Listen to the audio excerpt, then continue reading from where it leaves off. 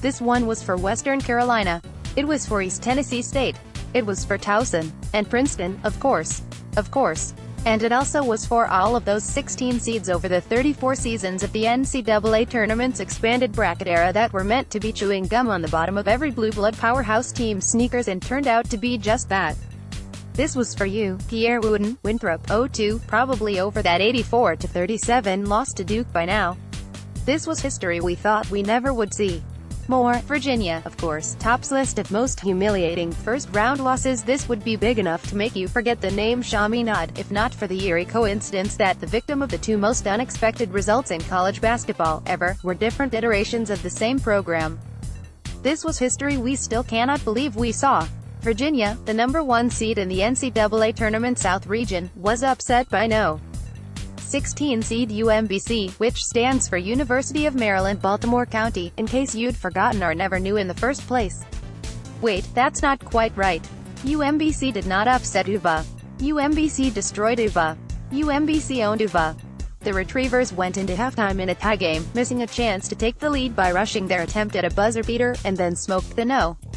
1 team in the Associated Press poll and the number 1 overall seed in the 2018 NCAA tournament by a 74-54 final.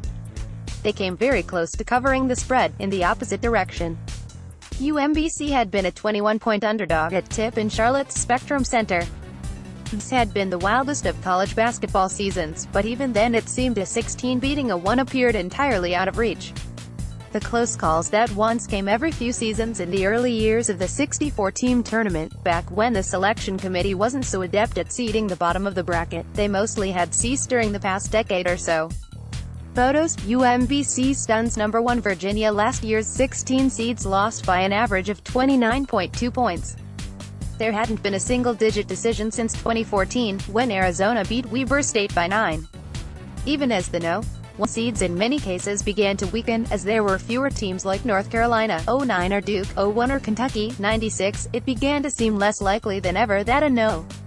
1 seed could lose its first-round tournament game.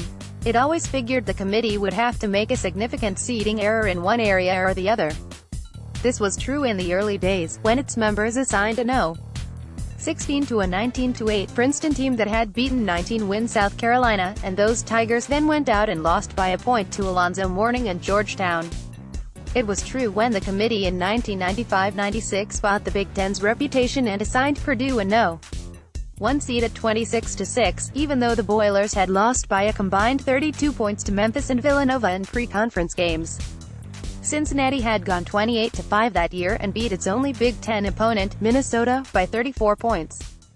But Purdue got the top seed instead of Cincinnati and was intent on misspending it, winning by just a basket over No. 16 Western Carolina and then meekly departing in a weekend loss to No. 8 seed Georgia. WHO is UMBC. 5 facts about the tourney's greatest bracket buster. Virginia was not misseeded on the top line, though. The Cavaliers won the ACC regular season with a 17-1 record. They comfortably won the ACC tournament championship over North Carolina. They were the number 1 team in the KenPom ratings. They were number 1 in the ratings percentage index.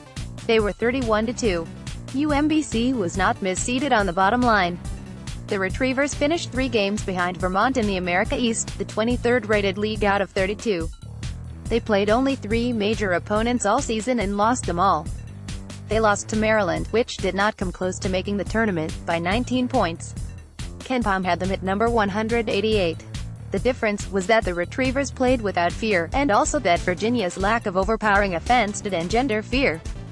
The Cavaliers did not have an overpowering inside scorer like a Marvin Bagley. They did not have a bucket-making point guard like Trae Young. UMBC was a difficult opponent for Virginia because the Retrievers played to win this game, and this game only, whereas ACC opponents such as Carolina tried to force their games into the round peg that was the UVA defense. UMBC relied on star guard Jairus Lyles, as it always does, but there was much more precision about the shot.